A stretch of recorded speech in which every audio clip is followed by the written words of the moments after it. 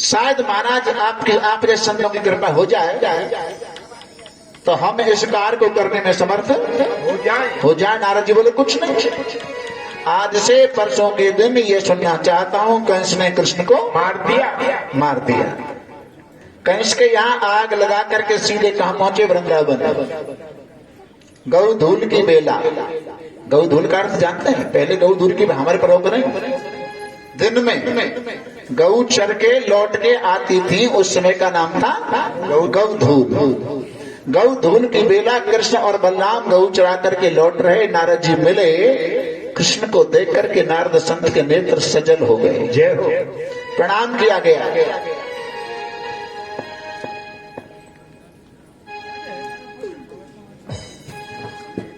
प्रणाम किया गया और कहा कन्हैया दुष्ट कंस को जल्दी क्यों नहीं मार देते? सुबह सुबह हमारे कमरे में चर्चा चल रही ना, यानी वही आदमी को नाम नारद है कि आध घंटा में अपनी बात है बदल जाए। आप जैसे संतों की कृपा होगी तो शायद इस काम को करने में हम समर्थ हो जाए। बोले कुछ नहीं, आज से परसों के दिन ये सुनना चाहता हूँ, कृष्ण ने कंस को मार दिया। महाराज नारद जी अपना काम करके चले गए। रात्रि में कंस अक्रूर के पास गया और प्रस्ताव रखा, गच्छनंद ब्रज तत्र सुतापानक तुंड में आसाते ताबिहाने रथे नानयमाचरम।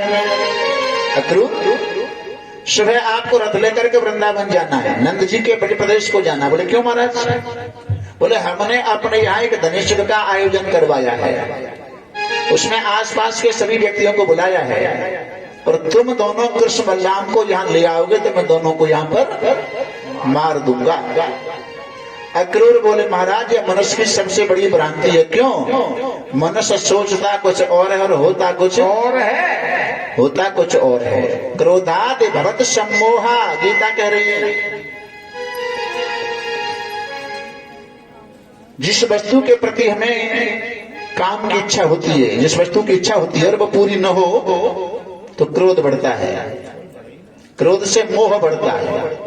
क्रोधात भवत सम्मोहा, सम्मोहात स्मृति विभ्रम, और उस मोहत स्मृति नष्ट होती है। स्मृति प्रशांत बुद्ध नाशो, स्मृति नष्ट होती है तो बुद्धि का नाश होता है, और बुद्ध नाशात प्रणश्यति, बुद्धि का नाश होगा तो समझो सभी का नाश हो जाता है। मनुष्य में सोचने के अनुसार नहीं होता महाराज। नहीं, आपको जाना पड़ेगा। अब अक्रूर को यह लगा कि मुझे जाना पड़ेगा, तो अपने में भाव क्या बनाया, ऐसा मैंने कौन से सत्कर्म पुण्य कर्म किए जिसके लिए कंस मुझे कृष्ण से मिलने के लिए भेज रहे हैं।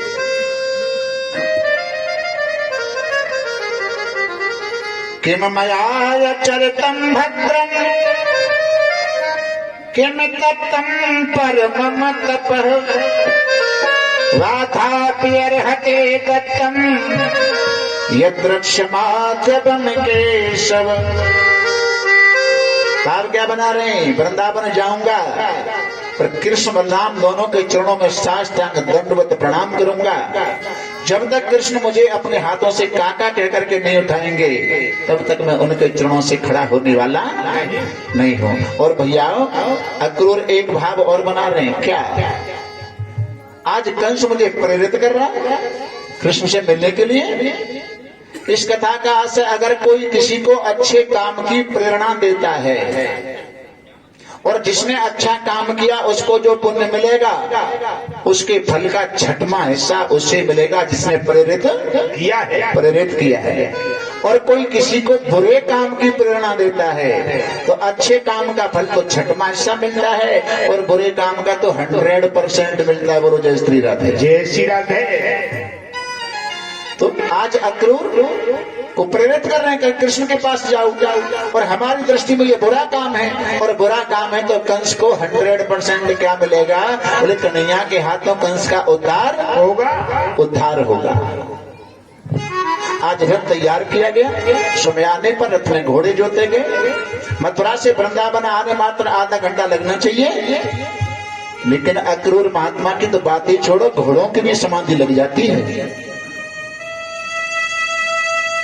एक चौपाई है ना किष्किंधा कांड की सर्वप्रथम चौपाई, आगे चले बहुर रघुराया। अपने भक्त सुग्रीव से मिलने के लिए प्रभु आगे आगे चले। लेकिन एक दो और बोलते हैं हमारा, तू जो आवे एक पग में आऊं पग 60, और तू जो कर्रो काट सो तो मैं लोहे की लाठ। क्या है? भक्तों ने कहा महाराज हम इसके अधिकारी कैसे हो सकते हैं, हमारा तो कभी कभी मन बनता है आपसे मिलने के लिए, और हमारी तरह भी आपका मन रहा तो हमें तुम्हें दूरी बनी रहेगी। तो एक विनीत संत हुए हैं, विनीत, इन्होंने साहित्य में पुस्तकें लिखी हैं। जे तो चले विनीत तू, भगवान विश्वास दिला रहे हैं, जे तो चले विनीत तू जगतज मेरी ओर, त्यों त्यों पग में भी धरूं करूं कृपा की ओर। जितने चरण तू बढ़ाएगा तो उतने ही चरण मैं बढ़ाता हूं। तू संसार को छोड़कर मेरे पास आएगा, उतने कदम तू बढ़ाएगा तो उतने ही कदम मैं बढ़ाऊंगा। अब यहाँ पर विरोध कर दिया भक्त ने, बोले महाराज कभी कभी हम बढ़ा पाते हैं, संसार ही है, कैसे मन बना सकते हैं, और तुम हमारी तरह कदम बढ़ाओगे तो हमें तो घाटा रहेगा। भगवान क्या कह रहे हैं, मेरे कदम बढ़ाने में और तुम्हारे कदम बढ़ाने में अंतर है।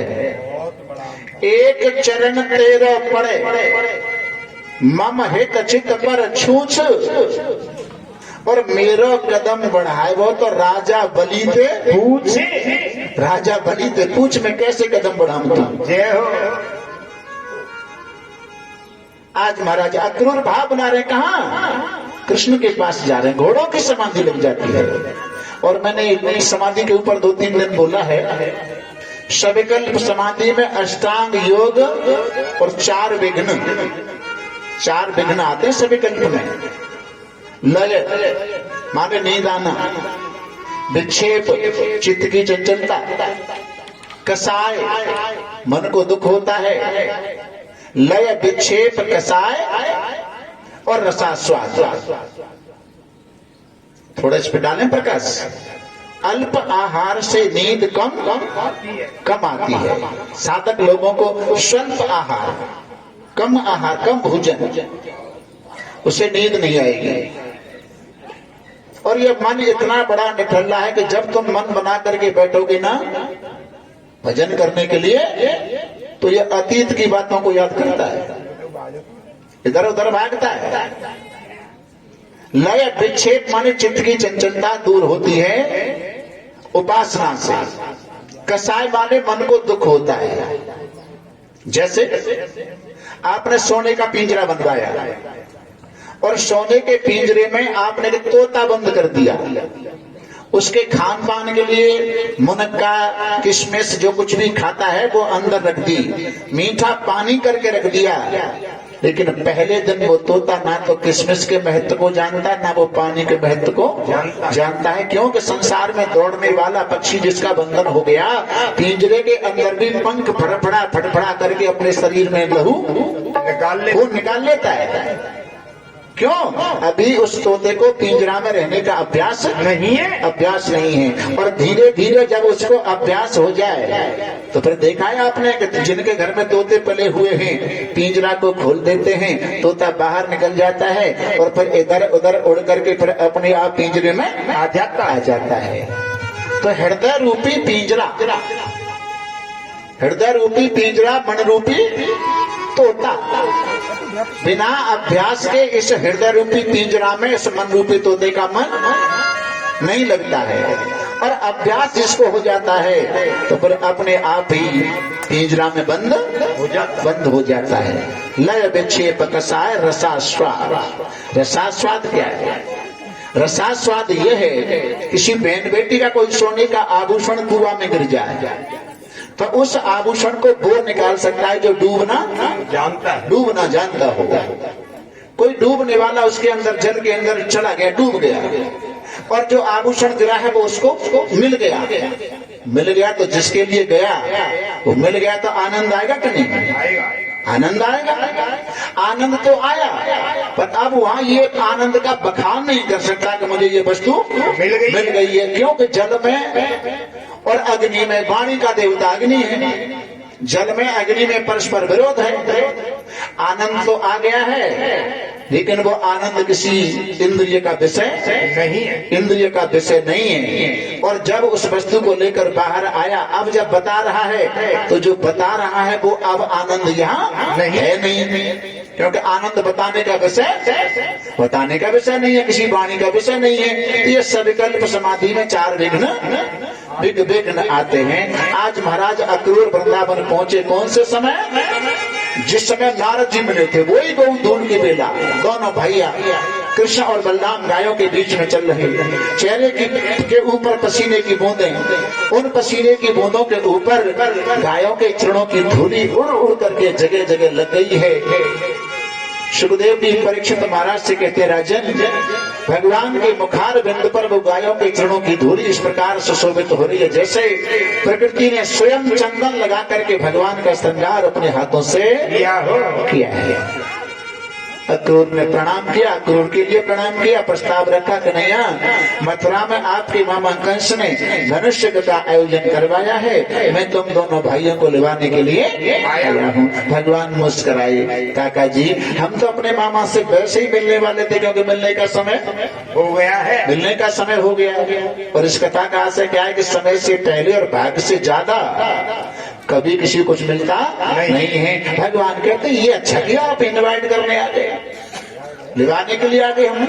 लेकिन इस बात को मेरी माँ को मत बताना, नंद जी को मत बताना, गोपी ग्वालों को मत बताना, क्योंकि उनका जो जीवन धन है वो केवल गोविंद है।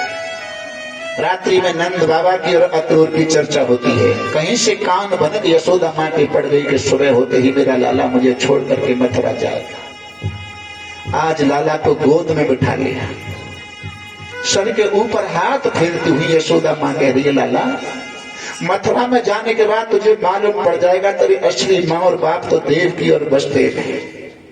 मैंने एक माखन की मटकी के पीछे तुझे ऊखल से बांध दिया, तू मेरे उस ऊखल बंधन को मथुरा में जाकर भूल जाना। भगवान भी प्रेम आंसू बहाते हुए रोते और कहते, माँ तेरे इस ऊखल बंधन को तुम बैकुंठ में भी नहीं बुला सकता।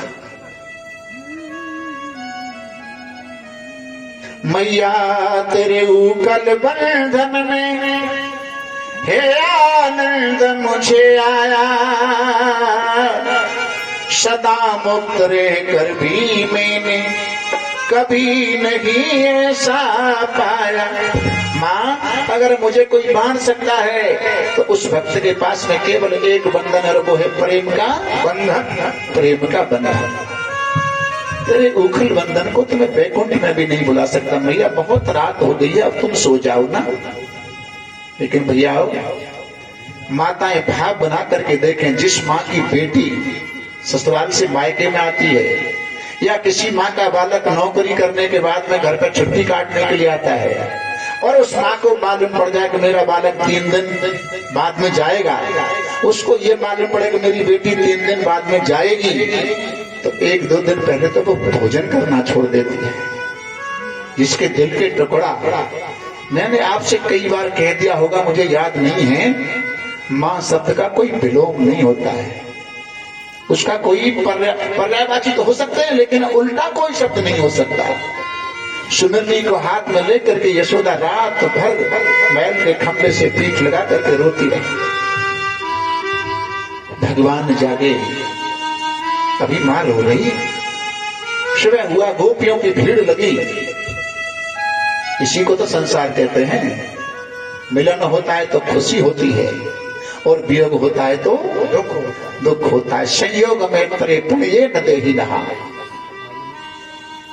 नंद बाबा के महल के सामने गोपियों की भीड़। एवं ब्रवाणा विरहातुरा प्रसम ब्रज स्त्रिय कृष्ण गृहीत मनसा। विस्तृज्य लज्जा रुरदोषि स्वसरं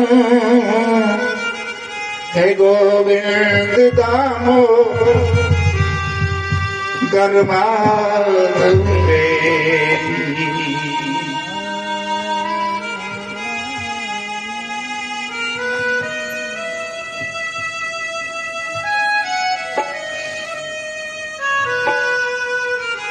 इस कथा को जब सुनते हैं तो हमें ऐसा लगता है कि कोई अपना हमें छोड़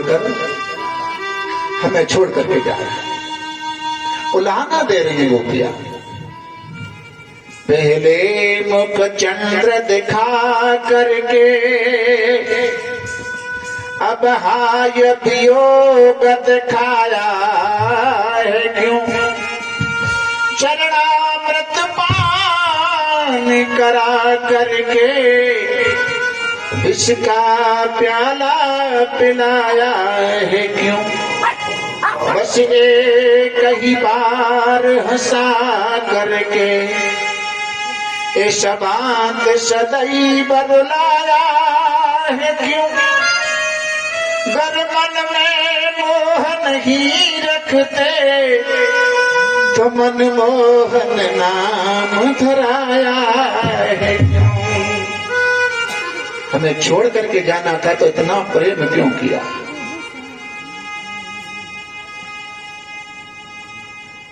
मीरा का दोहा है, जो यदि हमें जानती प्रीत करे दुख हो। नगर ढिढोरा पीटती प्रीत न करियों को। गोपियों की भीड़ लग रही है, सभी को भगवान सांत्वना देते हैं। गोपियों चिंता मत करो, मामा के यहाँ धनुष्य देखने के बाद मैं तुम्हारे पास दोबारा लौट करके आऊंगा, दोबारा महाराज करूंगा। और जहाँ से एक बार चले गए वहां फिर दोबारा लौट के नहीं आए। गोकुल से वृंदावन, वृंदावन से मथुरा, मथुरा से द्वारका, लौट के नहीं आते हैं। आज समय के अनुसार दोनों भाई अक्रूर के रथ में विराजमान होते हैं। माँ यशोदा ने दोनों हाथ ऊपर किए, एक बार लाला नीचे उतर के लेकर आखिरी बार चुंबन और कर लिया। भगवान उतर के आए, माँ ने गोद में भर लिया, माथे पर चुंबन किया, होठों पर चुंबन किया। और मैया कह रही है कि ठहर जा कन्हैया मेरे नैनों के तारे, कहाँ जा रहे हो, क्यों जा रहे हो। ठहर जा कन्हैया मेरे नैनों के तारे, कहाँ जा रहे हो, क्यों जा रहे हो। ऐसा अक्रूर क्या हो, ऐसा अक्रूर क्या गया भी आई। बुढ़ापे की जिंदगी मेरी रुलाई। ऐसा अक्रूर क्या गया भी आई। बुढ़ापे की जिंदगी मेरी रुलाई। कंस है करोड़ बैरा मते ना तू जा रे, कहाँ जा रहे हो, क्यों जा रहे हो। ठहर जा कन्हैया मेरे नैनों के तारे, कहाँ जा रहे हो, क्यों जा रहे हो। तेरे बिना सारी गलियां है सोनी,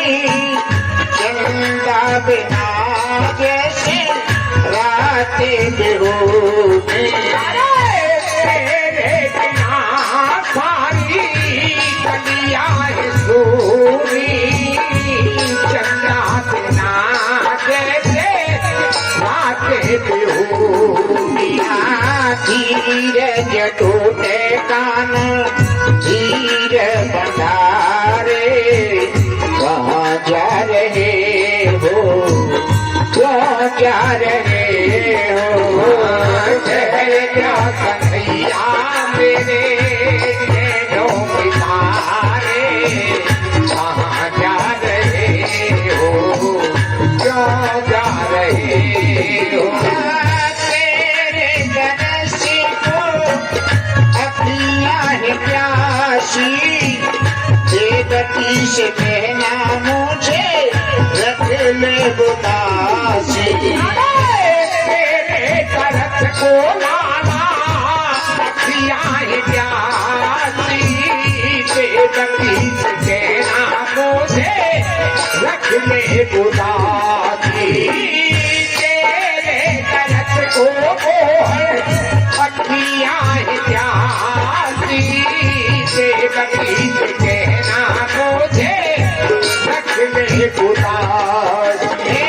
माखन के लायो लाला बालो बनारे, कहाँ जा रहे हो, क्यों जा रहे हो। माखन के लायो लाला बालो बनारे, कहाँ जा रहे हो, क्यों जा रहे हो। ठहर जा कन्हैया मेरे नैनों के तारे, कहाँ जा रहे हो, क्यों जा रहे हो।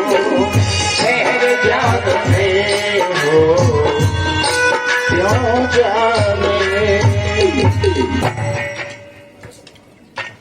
आज ठाकुर दोबारा से अक्रूर जी के रथ में बैठकर मथुरा को चल रहे हैं। नंद बाबा गोप मंडल को लेकर के चलते हैं तो गोपी रथ को पकड़ करके पीछे खींचती है। कोई रथ के आगे लेट जाती है, हमारे ऊपर होके रथ को निकाल करके ले जाओ। इससे भैया हम शोक नहीं कहेंगे, इससे वियोग कहेंगे, वियोग। शोक नाम वो होता है जिसमें कभी दोबारा मिलन नहीं होता, वियोग वो होता है। सीता जी अशोक वाटिका में वियोग में है।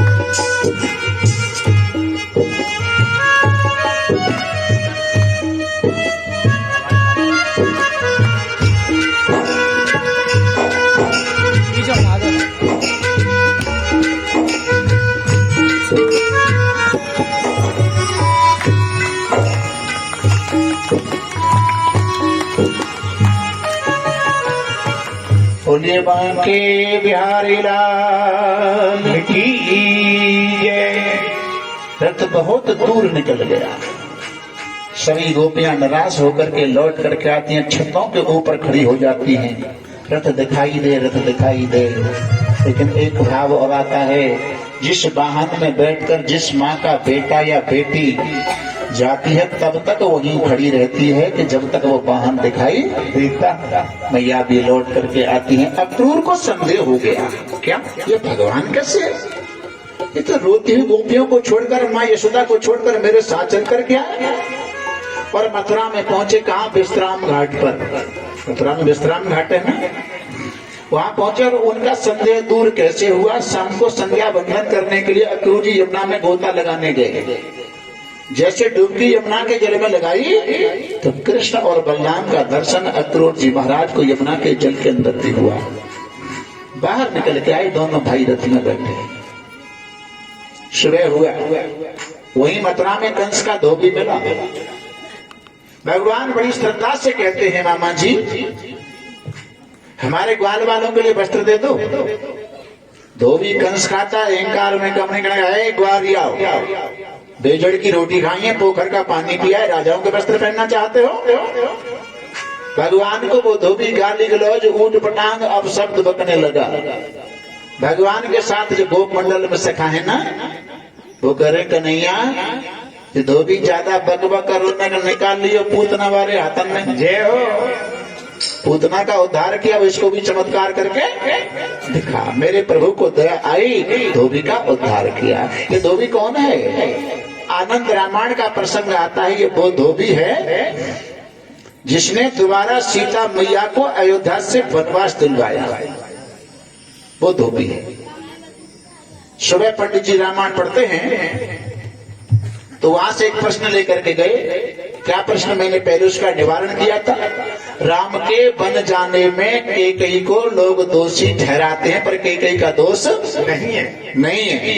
लेकिन यहाँ भी रचनाकारों ने कैकेयी को फिर भी निमित्त बना दिया। धोबी ने का तो कारण जानते ही हो। लवकुश का जन्म नहीं हुआ उससे पहले राम जी ने सीता से पूछा, सीते इस अवस्था में बहन बेटी कुछ इच्छाएं होती हैं खान पान की, कोई आपकी इच्छा है? सीता जी ने कहा, प्राणनाथ इच्छा पूरी करोगे? बोले करूंगा। तो एक काम करो। क्या? 14 वर्ष वनवास में मैं आपके साथ रही तो वहां तो दर्शन, संतों के दर्शन के लिए खटपट रही, खटपट। ठीक तरह से मैं संतों के दर्शन नहीं कर पाई। अगर इच्छा पूर्ति करना चाहते हो तो आप ये इच्छा पूर्ति कर दो, मुझे दोबारा से वनवास दे दो। सीता जी ने मांगा, वनवास मांगा सीता जी ने राम से। कैकेयी ने इस बीच में क्या किया? सीता जी को अपने महलों में बुला लिया और बड़ी श्रद्धा से कहा, सीते तुम्हें इतने दिन लंका में रह करके आई हो, तुमने रावण को तो देखा होगा। सीता जी ने कहा, माँ मैंने रावण को नहीं देखा, बल्कि उसके दाहिने पैर के अंगूठे को। क्यों? अशोक वाटिका में सीता का और रावण का मिलन जब होता है, बात जब की तो तृण धर ओट टेहत वैदे ही, तिनके की ओट लगा ली, मैंने केवल उसके दाहिने पैर का अंगूठा देखा है। कई चित्रकारी जानती थी, बोले दाहिने पैर का अंगूठा दीवार पे तो बना दो। सीता जी ने कैकेयी माँ के कहने से दाहिने पैर का रावण का अंगूठा बना दिया। अब कैकेयी ने सीता को अपने महल से विदा कर दिया, बोले जाओ अपने महलों में। कैकेयी ने अंदाज से, जब हम तुम जानते हैं इस बात को, रावण के 10 शीश और 20 भुजा थे, इतना बड़ा बलवान था। अंगूठे के अंदाज से एक पैर बनाया, दूसरा पैर बनाया, हाथ पैर सर धड़, वही 10 शीश 20 भुजा वाला रावण का फोटो बना के तैयार कर दिया और राम जी को बुला लिया। राम जी का आसन अपने महल में ऐसी जगह पर डाला जहां राम की सीधी नजर रावण के फोटो पर पड़े। कैकेयी माँ के महल में रावण के फोटो को देखा तो राम आदेश भाई, माँ ये तुम्हारे दुश्मन का फोटो तुम्हारे महल में, ये कैसे? कैकेयी ने कहा, राम ये उन्हीं सीता की करामात है जिनकी तुमने अग्नि परीक्षा ली है। यानी अभी के सीता के दिल से रावण निकला नहीं, वो तो उसकी याद करके फोटो बनाती फिरती है। राम जी समझ गए अपवाद फैलना शुरू हो गया, मेरे प्रति बुराइयां मैं ये बर्दाश्त नहीं कर सकता। प्रजा के लोग बुराई कर रहे हैं। लक्ष्मण के हाथों सीता जी को वाल्मीकि मुनि के आश्रम पर भेजा गया।